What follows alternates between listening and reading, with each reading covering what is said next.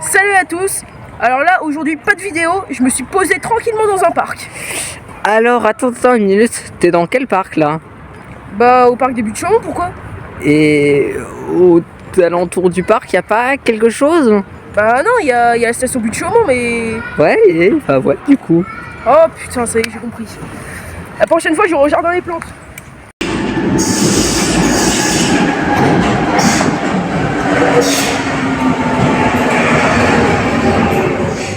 Buttes-Chaumont appartient aujourd'hui à la ligne 7 bis, mais ce ne fut pas toujours le cas. Pas du tout. Le tronçon a ouvert le 18 janvier 1911, mais non seulement, de base, il s'agissait d'une branche pour la ligne 7, mais ça, on en parlera quand je parlerai de la station Pré-Saint-Gervais. Également, à l'origine, la station Buttes-Chaumont n'était pas encore ouverte. En fait, la station a pris du retard à cause d'une ancienne carrière qui se trouvait à l'emplacement de la station, couplée à des poches d'eau, et à cause d'un changement d'emplacement à cause des studios Gaumont, aujourd'hui fermés depuis 1993. La station ouvre finalement le 13 février 1912, donc avec un an de retard.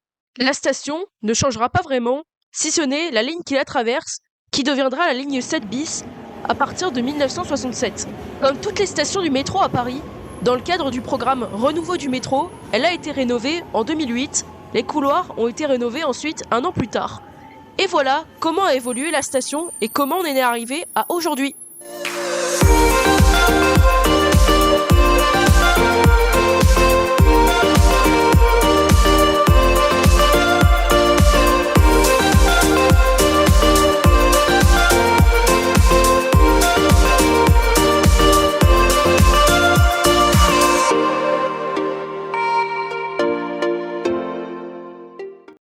Parlons de la disposition.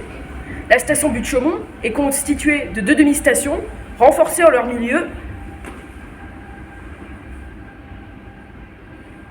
Même si ce cas est rare sur tout le réseau du métro parisien, on retrouve à peu près cette même disposition à la station Télégraphe ou encore à la station Botzaris.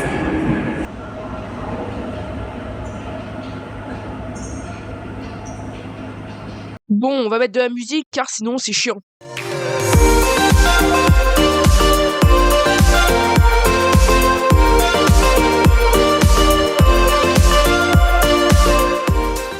Sinon, l'équipement de la station est tout à fait classique et l'architecture n'en est pas moins. Les couloirs de la station, eux, sont plutôt particuliers. Bon, déjà parce qu'ils sont constitués à 90% d'escaliers, mais aussi parce que les escaliers possèdent 111 marches. C'est pourquoi ces deux ascenseurs ont été conçus dès l'origine. L'ascenseur n'a pas été construit dans un but d'accessibilité, mais bien de confort, car la station est à très grande profondeur, comme Porte de Lilas ou bien Abbesse. L'escalier possède quelques sièges au milieu. Sûrement pour se reposer.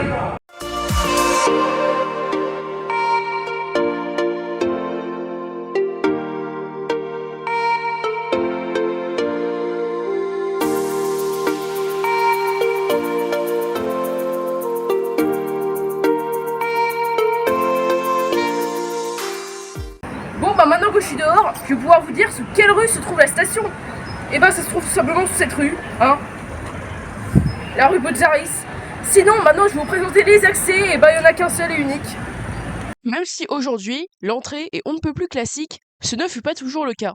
En effet, comme en témoigne cette photo, à l'époque, le mât était un mât Valdonne et non pas un mât d'Arvaux, et il n'y avait pas de boîte aux lettres juste à côté de la sortie. Elle a été ajoutée par la suite, comme le montre cette image datée de 1988, cependant, celle-ci était différente et, disons-le, plutôt délabrée. Celle-ci sera donc changée, probablement au courant des années 90. Bon bah bien évidemment autour de cette station il y a le parc des Buttes-Chaumont. Parlons rapidement de l'histoire du parc, et revenons au XVIIIe siècle. À l'époque, le quartier des Buttes-Chaumont était mal famé et isolé de Paris. À l'époque, le parc n'existait pas. Il s'agissait d'une décharge. On arrive au XIXe siècle, en 1860. La commune de Belleville est annexée par la ville de Paris. Napoléon III, l'empereur de l'époque, décide de transformer les Buttes-Chaumont en un parc inspiré des parcs londoniens.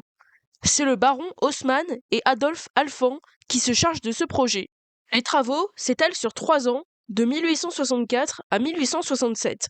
Le parc est inauguré le 1er avril 1867 à l'occasion de l'exposition universelle de cette même année. Le parc connaît un succès temporaire, mais celui-ci est délaissé au cours des années suivantes à cause de la mauvaise réputation du quartier et de sa proximité avec les usines du nord de la capitale. Peu de temps après son inauguration, le 18 mars 1871, le parc est transformé par les communards en zone de combat. Il le restera pendant 2 mois, jusqu'au 27 mai 1871, date à laquelle la zone est abandonnée par les communards. Petite précision tout de même, pour ceux qui ne connaissent pas bien l'histoire de Paris, les communards, c'étaient les opposants à la capitulation française face aux Prussiens lors de la guerre de 1870. Aujourd'hui, le parc est plus fréquenté et le développement du quartier et de Paris a permis de ramener les visiteurs vers ce parc. Parlons maintenant du futur. Depuis fin 2023, des travaux sont en cours pour moderniser le parc n'ayant que très peu évolué en 150 ans. Je ne détaillerai pas vraiment en quoi ces travaux transformeront le parc, mais ceci devrait se terminer en 2025. Sinon, à part ça, dans les alentours, il n'y a pas grand-chose. Il y a quelques bâtiments et il y a un hôpital fondation de la Croix-Saint-Simon. La station Butte-Chaumont est desservie par 2 lignes de bus. Le bus 71 à la station Charles de Gaulle Étoile.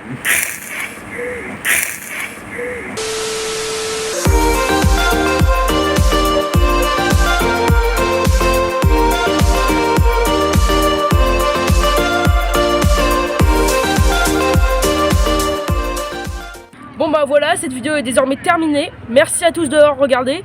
Alors vous l'aurez remarqué, elle a été un petit peu plus courte que d'habitude. En même temps, il n'y a pas vachement de choses à dire. Mais bon, finissons quand même avec les chiffres. En 2021, la station a accueilli 358 301 voyageurs, ce qui fait de cette station la 4e la moins fréquentée du métro parisien.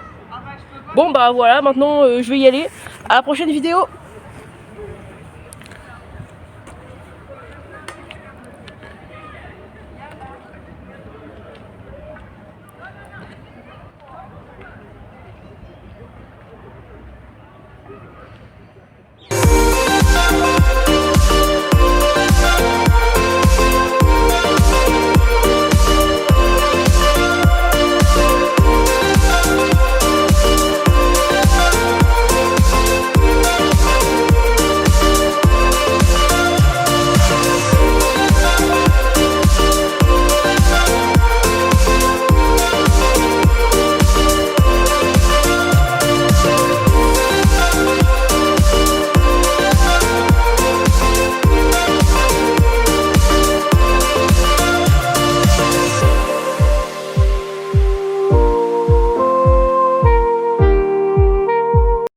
Alors mon cadreur a eu une idée de choisir la prochaine station au hasard sur ce panneau. Allez, on y va, tu me dis stop hein. Yes. Stop. Solferino. Alors, tu as Solferino qui est Voilà. sur la ligne. Alors c'est quelle ligne? Ligne C'est la 12. ligne 12, d'accord. Et bah écoute, Ça on sera se pour la voit prochaine vidéo. la prochaine vidéo à Solferino.